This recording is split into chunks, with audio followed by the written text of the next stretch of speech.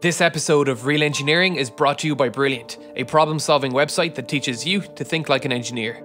We have been hearing it for years. Climate change is happening. What I'm about to present to you is fact. These are reliable measurements with multiple peer-reviewed papers confirming the information. Atmospheric carbon dioxide levels are the highest they've been in over 400,000 years, confirmed by our analysis of hundreds of samples of Arctic ice cores, tree cores and isotope ratios in fossils. Average global temperatures have risen by 0.8 degrees Celsius since the Industrial Revolution began, with two-thirds of that change occurring since 1975. The evidence is overwhelming. This is fact. You are wrong if you deny it. If these trends continue, and I really shouldn't say if because they will continue, we are going to continue seeing stronger storms, more heat waves and droughts. Sea levels will continue to rise even after the ice caps have vanished in the summer months in about 30 years. And to really make you motivated to care about this, the world's economy will suffer. We have been making strides in the technology required to reduce our emissions of carbon dioxide, but the changeover is happening too slowly. The most effective thing our world has done in the past 10 years in battling carbon emissions was going through a global financial crisis. Countries like my own are continually missing carbon targets. We're going to face up to €600 million in fines every year after 2020 until we fulfill our promise of reducing our carbon emissions by 20%. That money is going to come out of our pockets through carbon taxes. Maybe then we will start to take climate change seriously. We aren't making significant decreases in carbon dioxide emissions. We've only really leveled out, which is not good enough. So if we aren't making a difference by reducing emissions, maybe we can reverse climate change. Maybe we can engineer our climate. And there has been multiple suggested methods of doing that. In this new video series, we're going to explain how several geoengineering methods intend to work and their potential impact on the world's climate. The first plan we will examine is afforestation. Afforestation is pretty self-explanatory. Plant trees, allow them to grow, and store carbon in their wood.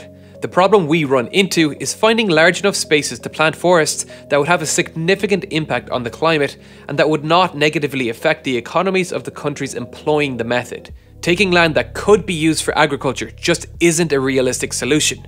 No one is going to agree to it. Our options are limited, but we happen to have huge expanses of land on Earth that are not being used for anything productive. Deserts. Now I know what you're thinking. Deserts are not the best place for growing anything, but with water desalination technology rapidly advancing, this isn't as far-fetched as it may seem.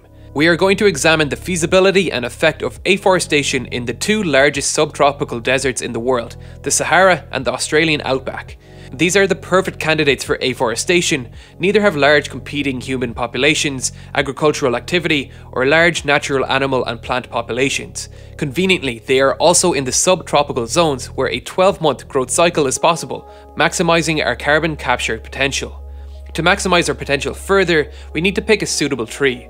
The tree we choose will need to be suited to this climate, be evergreen, grow rapidly, and be useful as a commercial resource. The Australian Eucalyptus grandis will be the candidate for this study, which also comes with the added benefit of being a habitat for these cute little shits. Before even bothering to worry about how this would be done, let's first see if it's worth being done. Let's first look at the Sahara as an example. Ultimately, we are trying to sequester atmospheric carbon dioxide by storing it in wood. Every 10,000 square meters could hold about 1,000 trees, and taking this patch of the Sahara between the 16 degree and 50 degree longitudes, we have about 9,800 billion square meters of land.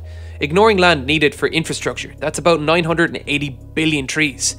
Planting a forest of this size would increase the world population of trees by 33%. That's a lot of trees. Estimates show that this would capture between 6 and 12 gigatons of carbon per year for about a century, before it would meet a steady state where growth would slow and carbon dioxide in would equal carbon dioxide out. 6 to 12 gigatons would capture between 16.3% and 32.6% of our emissions per year, with humans generating a total of 36.8 gigatons of carbon dioxide in 2017. Ideally, we wouldn't just let the trees grow and forget about them. We would systematically cut them down and use them for construction, synthetic feedstock, or convert them to liquid biomass fuel to replace our dwindling fossil fuel supplies and burn that fuel in a power plant with its own carbon capture technology, which would reduce emissions further and produce new economies for these desert regions. Australia's desert is about 60% the size of the Sahara, and so we could add an additional 60% to that figure to bring our best case scenario to just over 50% capture of our emissions per year. bringing our emission levels per year down to levels equivalent to that of the 70s. On the surface, this seems great, but what effect would this actually have on our environment? There are multiple things we need to consider. First of all is the irrigation itself. A managed forest of this nature would need 500 millimeters per year of water, which equates to 4,900 billion meters cubed of water per year for this number of trees. Where is all this water going to come from, and at what cost? Freshwater supplies are obviously rare in the Sahara, but surprisingly not as rare as the Australian outback. The world's largest groundwater aquifer actually resides beneath the Sahara and is shared by 4 countries: Egypt, Libya, Sudan and Chad. And it is not alone. New studies show the Sahara is sitting on vast reservoirs of groundwater. This groundwater supply is vital for many African countries, with it often being the primary source of fresh water for their populations. Draining at an industrial scale like this comes with ethical concerns, as it is a non-renewable resource. Even these vast reservoirs of water would run dry within a few years when pumped on this scale. However, the cost of desalination of seawater has dropped dramatically in recent years, thanks in large part to countries like Israel, the United Arab Emirates and Saudi Arabia, who have invested in the technology and all get over 50% of their drinking water from desalination plants. This technology still requires energy, and energy comes with a cost, both monetarily and as a source of carbon dioxide. It requires approximately 1.5 kilowatt hours of energy to desalinate a meter cubed of water. We then need to pump the water to a height for distribution. With the average elevation of the Sahara at 450 meters, this would require a further 2.5 kilowatt hours per meter cubed, bringing our total energy consumption to 4 kilowatt hours per meter cubed of water supplied. The cost of this in terms of carbon footprint and actual cost will vary with the energy source used, but considering the location and nature of the project, a mix of solar power and biomass energy with carbon capture technology attached to its exhaust should be used. Let's focus on a purely solar powered process for now, as biomass is more expensive and has a larger carbon footprint without carbon capture technology, though it would become cheaper as the project matures thanks to the cheap source of fuel on its doorstep. Solar energy costs about 10 cents per kilowatt hour with a median carbon footprint of 72 grams per kilowatt hour. Putting all this together, the total energy needed to irrigate this forest with 4,900 billion meters cubed of water will be 19,600 terawatt hours a year, at a cost of $1.96 billion a year and a carbon footprint of 1.4 gigatons of carbon a year. Ignoring infrastructure costs, which would likely push the initial cost into the trillions, this puts our total carbon capture for the Sahara at a best case scenario of 10.6 gigatons a year at a cost of $184 per ton of carbon dioxide captured. Expecting poor African nations to fund this alone is unrealistic, so it would be reasonable to expect countries to pay for this project through carbon taxes, like those that will be placed on Ireland in 2020, and thus allowing them to offset their own carbon emissions with funding to the project. A litre of petrol, when burned, emits approximately 2.6 kilograms of carbon dioxide. Thus, placing a carbon tax of about 48 cents per litre of petrol could pay for the project, if we sell 4 billion litres of petrol with the added carbon tax, which is about the total petrol and diesel consumption of a small country like Ireland. So it's possible at a high cost, but if the project can stop climate change, maybe it's worth it. That's the next problem we need to address. What effect will the forest actually have on the world's environment? With the help of climate models, we can start to get a clearer picture of what all this money and effort would give us. Temperature being the top of our list of concerns. Local temperatures would be affected most due to the evaporative cooling caused by the increase in soil moisture. This would seed clouds and increase local precipitation substantially, allowing us to reduce our ongoing costs, with heavier irrigation only needed in drier months from May to October. Local evaporative cooling does not decrease overall global temperatures, as it just transports the heat within the Earth's atmosphere.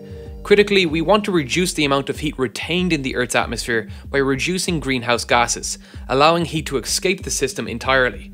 One of the biggest concerns with a project like this is the modification of Earth's albedo. Albedo is a measure of how reflective a planet is. A higher albedo, it means we reflect more sunlight back into space rather than absorbing the solar radiation, and thus increasing the temperature. Forests have a very low albedo. They are literally designed to absorb solar radiation, whereas snow and ice have a very high albedo. They reflect quite a lot of light, as does sand. Placing forests over regions where sand once resided will reduce the world's albedo. Alone, it will actually negate the heat lost through reduction in greenhouse gases. In this climate model, however, the clouds seeded from the forests help to counteract that decrease in albedo. The study shows an overall decrease in surface temperatures, but a significant increase in ocean temperatures surrounding the forests. The conclusion of the primary paper used for research in this video is fairly ambiguous, with no definitive answer to whether the project would have a net negative or net positive effect on global temperatures, while other papers that did not factor in the increase in cloud cover affecting albedo, suggesting that afforestation in the Sahara and Australian outback would increase global temperatures by 0.12 degrees Celsius by 2100, compared to a control model where no afforestation occurred. We also need to worry about the decrease in fertilization that would occur due to Sahara dust no longer being transported to the Amazon and the Atlantic Ocean, which would likely decrease plant and plankton growth and thus negate much of the carbon sequestration that this forest would provide. The desalination plants would also need to carefully manage their output of highly concentrated salt water, as dumping undiluted salt water into the ocean would wreak havoc on the local aquatic environment. Overall, I think the idea is an interesting thought experiment, but practically shows little evidence of benefit for the labour and cost needed, and could potentially open a Pandora's box of unforeseen consequences. Ultimately, our best tool for combating climate change will be to decrease our carbon emissions, and that solution is staring us right in the face through cheap solar and wind energy. We need more people acting on this. We need more people funding and researching alternative energy sources. You can become one of those people today by taking this course on solar energy on Brilliant. In this course, you will discover the principal methods of harvesting energy from sunlight, from both concentrated solar power and photovoltaic cells, starting from the fundamental physics principles. By the end of the course, you will be able to answer practical engineering questions and have a better understanding of the considerations in servicing utility-scale electric grids. The best way to understand is by applying concepts yourself, which is exactly what Brilliant allows you to achieve. This may initially sound complicated and scary, but Brilliant guides you through problems that are broken into digestible sections that bring you from knowing nothing to having a deep understanding of the physics and math that underlie our lives. Feeling inspired? Then go to brilliant.org/real-engineering and sign up for free. And the first 73 people that go to that link will get 20% off their annual premium subscription. As always, thanks for watching, and thank you to all my Patreon supporters. If you'd like to see more from me, the links to my Instagram, Twitter, subreddit and Discord server are below.